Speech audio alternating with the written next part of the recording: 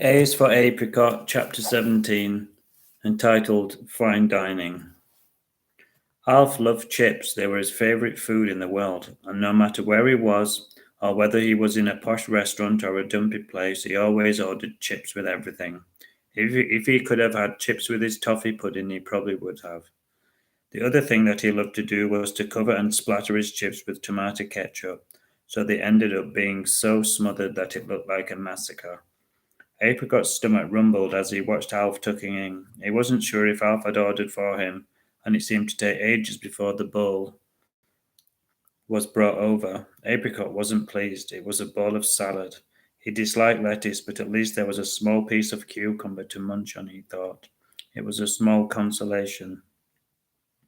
Alf didn't notice, but all of the customers turned to look at Apricot munching on his celery happily. He looked so cute and adorable, unlike Alf awake with all of the finesse of a hungry bear. The manager of the cafe came over and he looked at Apricot in wonder. What's his name? He asked Alf with a big happy smile. Can't remember, said Alf rudely as he mopped up the last of the beans with his bread. And when he had finished his plate, it looked so clean that you would think that he had come straight out of the dishwasher. Apricot wasn't surprised that Alf couldn't remember his name. It was obvious that he only cared about his stomach. Apricot tried his best to enjoy the salad, but he found it dull and boring, a lot like Alf. The bad thought cheered him up, and he decided to make the most of the situation. He looked out of the window as Alf read the newspaper. There was a lovely park across the road, and Apricot spotted his favourite thing in the world, daffodils. They were his favourite snack to eat in the world.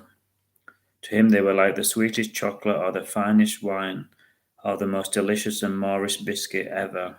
His tummy rumbled and his mouth fizzed, and his taste buds went into overdrive. He wished that he could tell Alf to pick him a few, but Alf was so lazy that Apricot knew that he wouldn't bother.